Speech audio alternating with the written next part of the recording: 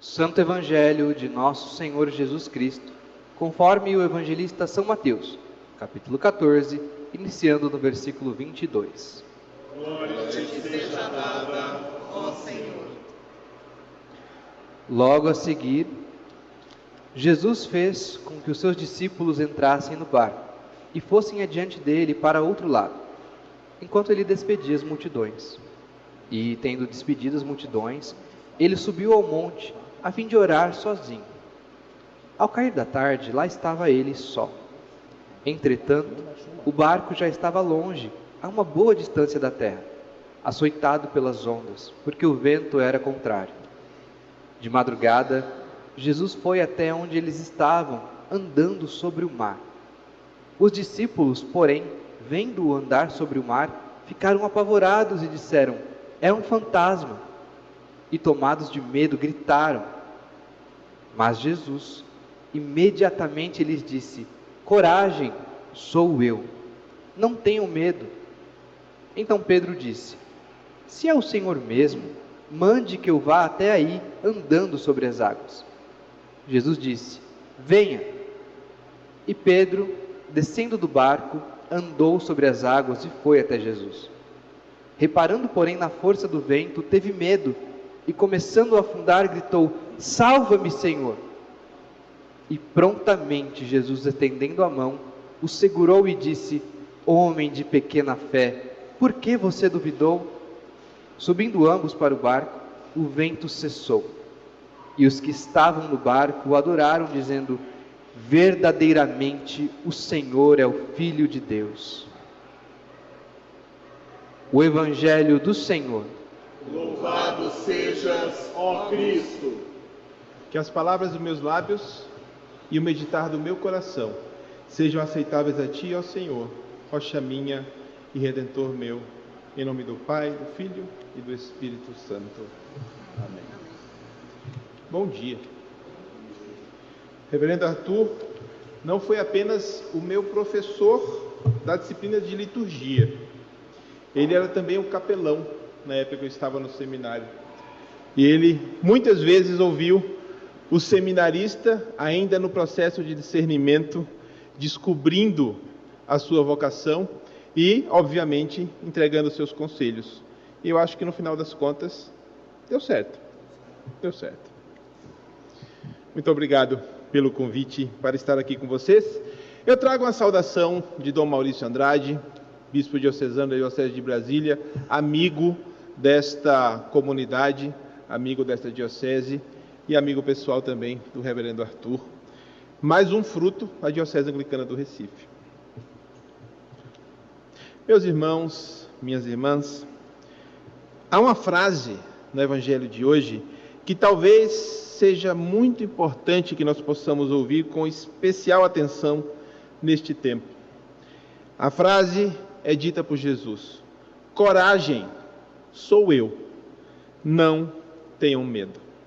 Jesus diz essas palavras em meio a uma tempestade. Os discípulos estão dentro de um barco, no meio do mar, e a noite já estava avançada.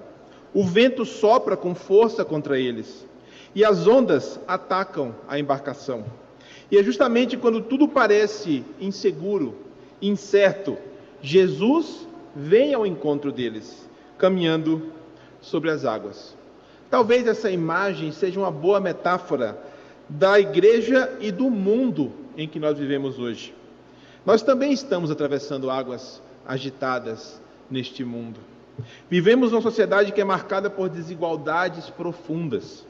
Pessoas que não sabem se conseguirão se alimentar de forma adequada no dia de amanhã. Povos indígenas e famílias que são expulsas das suas terras.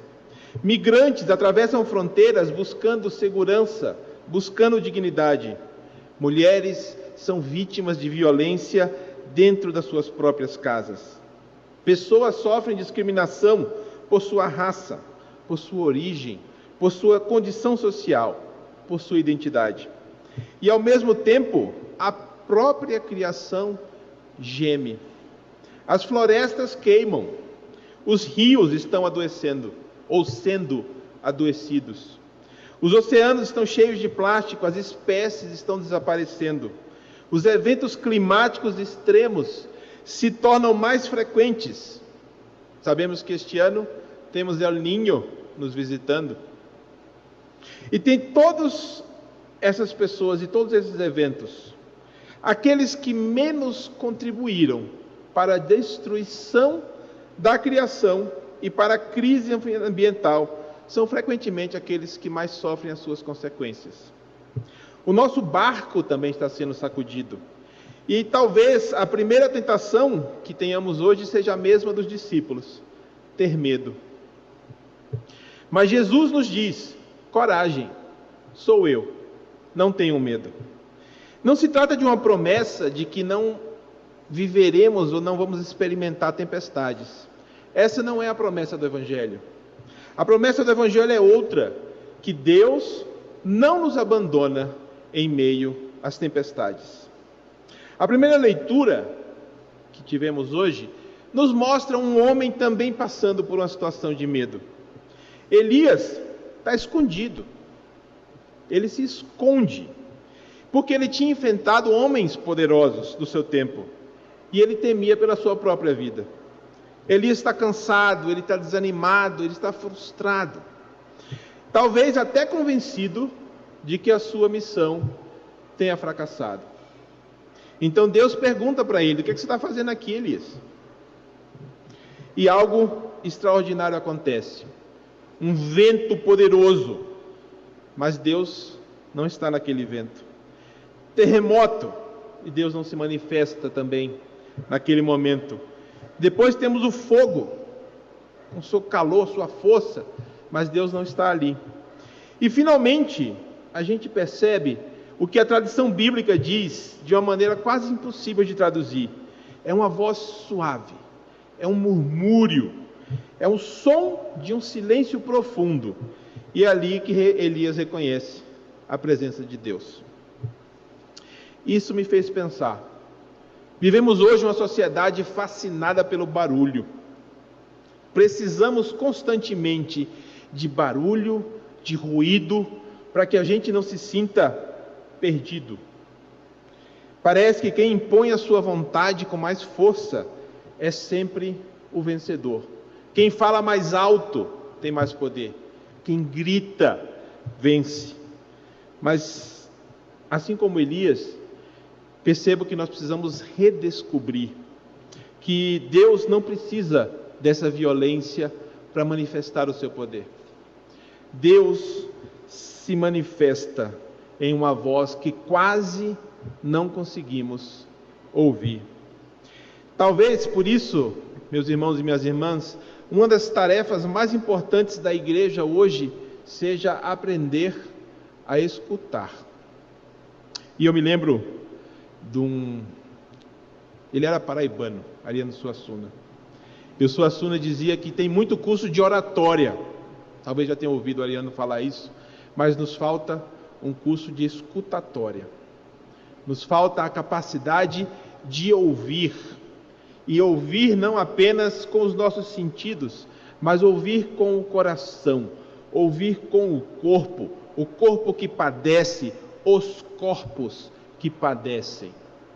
Talvez não sejam os nossos corpos daqui que estamos neste templo, mas os corpos de pessoas marginalizadas, ofendidas e vilipendiadas na sua dignidade. Nós precisamos, meus irmãos e minhas irmãs, como igreja, escutar aqueles que a nossa sociedade decidiu que não importam.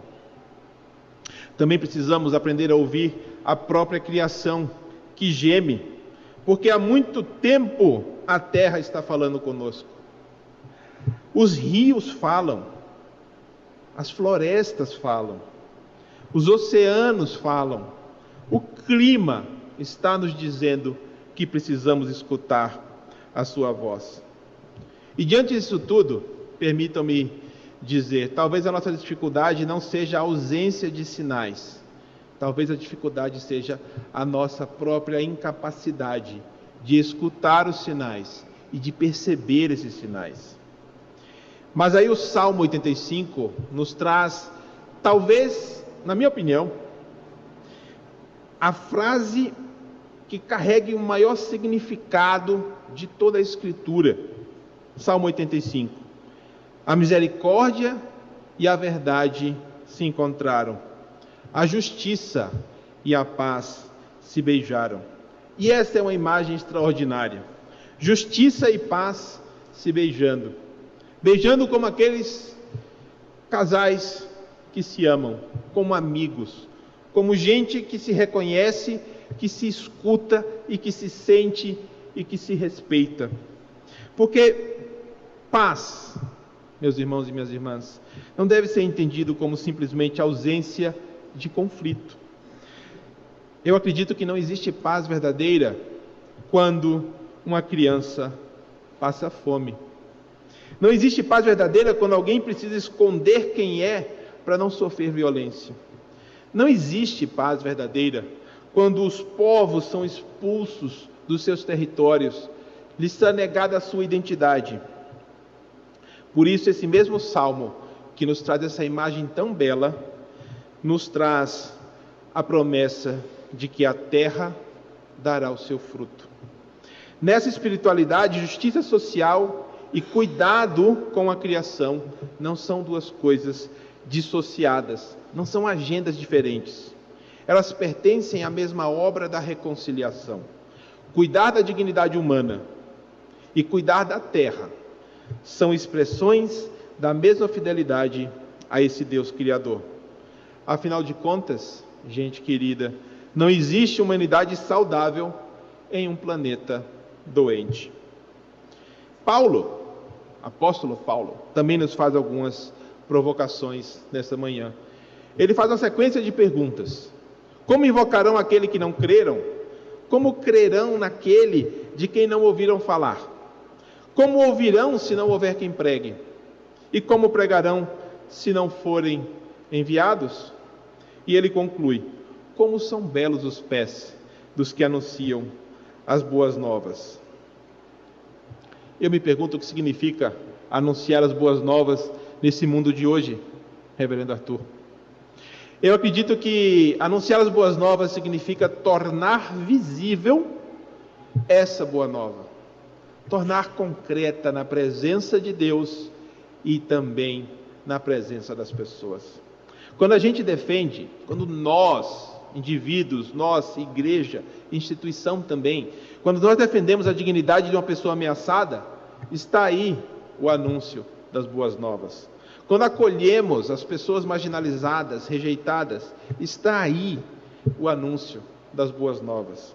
Quando protegemos uma nascente, recuperamos uma área degradada. Ou então, quando plantamos uma árvore, estamos pensando nas pessoas que talvez nós nunca iremos conhecer.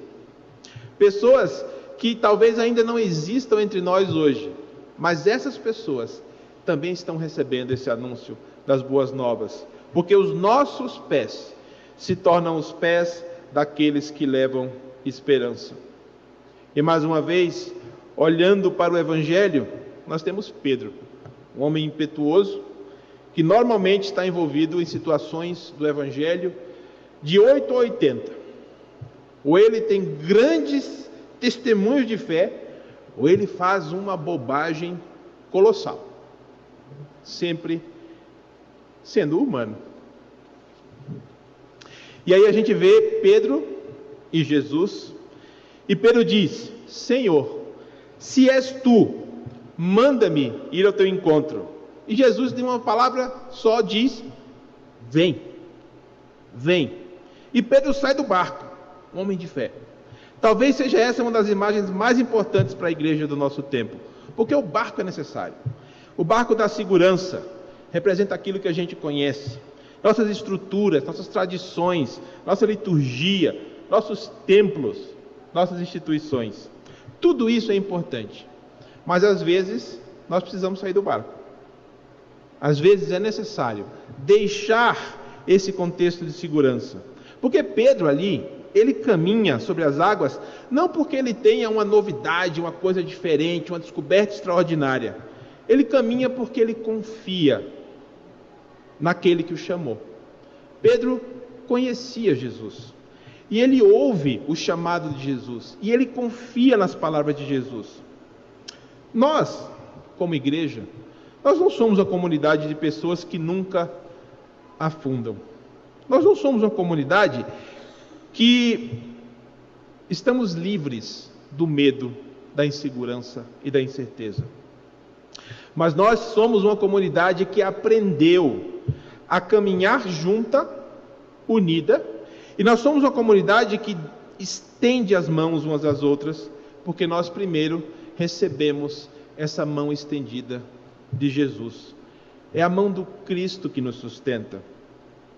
E aqui, gente querida, neste domingo 9 de agosto, aqui no Brasil nós celebramos o Dia dos Pais. E uma reflexão que eu gostaria de compartilhar com vocês, a leitura dessa mensagem de coragem que Jesus nos oferece, é também acerca da função de ser pai. Eu sou pai de 2 rapazes, um deles chama Rodrigo, é o mais velho, eu sei, é falta de criatividade, mas foi isso que nós escolhemos quando ele nasceu, e o outro chama Davi. O Rodrigo tem 14 anos e o Davi tem 13 anos. Vocês devem estar imaginando momentos de desafio jubiloso que vivemos em nossa casa com 2 adolescentes, não é?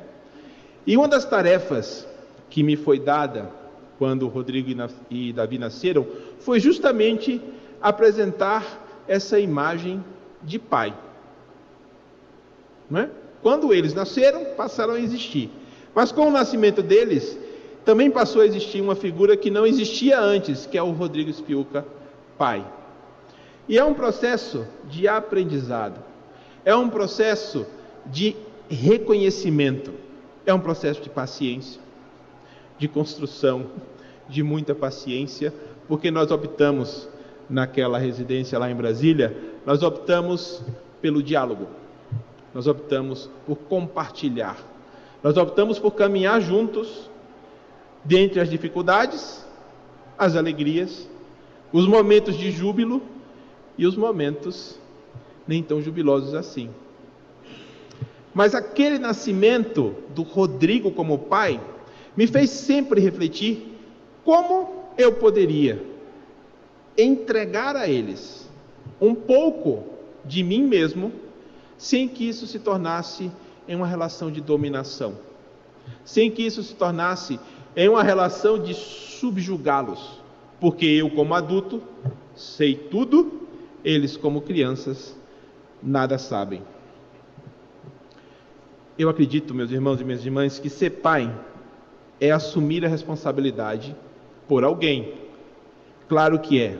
Mas ser pai é cuidar também. É proteger sem aprisionar. É orientar sem dominar. É aprender a escutar. É estar presente. Muitas maneiras nós encontramos de exercer a vocação do cuidado. Tem pais biológicos, como eu. Tem pais adotivos. Tem avós que se tornaram pais. Tem mães, tem irmãos, tem irmãs, tem amigos que se tornaram pais. Pessoas que assumem responsabilidade por crianças que talvez não tenham sido geradas biologicamente. E a igreja precisa reconhecer que tem o seu papel de acolhimento, de espaço de segurança para todas essas histórias. Todas essas histórias, porque nenhuma família humana é perfeita, mas todas as famílias, da forma como estiverem configuradas, da maneira como se desenvolveram, são pessoas confiadas temporariamente ao nosso cuidado, para que nós possamos juntas crescer em liberdade, dignidade e amor. Não basta dizer que amamos as pessoas a quem acolhemos como filhas ou como filhos, enquanto estamos destruindo o futuro que terão que habitar. Defender os direitos de uma criança que não é nossa, biológica, talvez seja uma das formas mais profundamente cristãs de compreender o que significa exercer essa função de pai. É verdade que teremos ventos contrários, como a tempestade que vemos no Evangelho. Haverá momentos em que, como Elias, a gente vai ter vontade de se esconder numa caverna. Ou talvez o nosso comportamento faça com que nossos filhos e filhas queiram se esconder nas suas cavernas, nos seus quartos, afastar de nós, por conta da nossa postura. Também haverá momentos em que, como Pedro, talvez vamos começar a afundar. Mas Cristo nos diz: coragem, sou eu, não tenham medo. Por isso nós esperamos que essa igreja aprenda a escutar, assim como nós precisamos também aprender a escutar. Uma igreja que compreenda que os direitos humanos não é algo periférico à fé cristã, mas é a consequência do reconhecimento da imagem de Deus em todas as pessoas. E nesses dias dos pais, meus irmãos e minhas irmãs, eu desejo a quem exerce essa paternidade que assuma uma vocação ainda maior, que entenda que ensinar pelo exemplo que força não é necessariamente violência, que autoridade não é dominação, coragem não é ausência do medo, e amor não é posse. Amor é compartilhar, amor é escutar, amor é entender, amor é estender a mão e caminhar juntas. E quando encontramos alguém que precisa da nossa mão, que nós tenhamos essa coragem de estender a mão de forma amorosa, de forma generosa e de forma graciosa, não porque somos perfeitas, mas porque Cristo nos deu a sua mão e ela é que nos sustenta. Desejo a vocês um feliz Dia dos Pais. Que Deus nos abençoe. Em nome do Pai, do Filho e do Espírito Santo. Amém.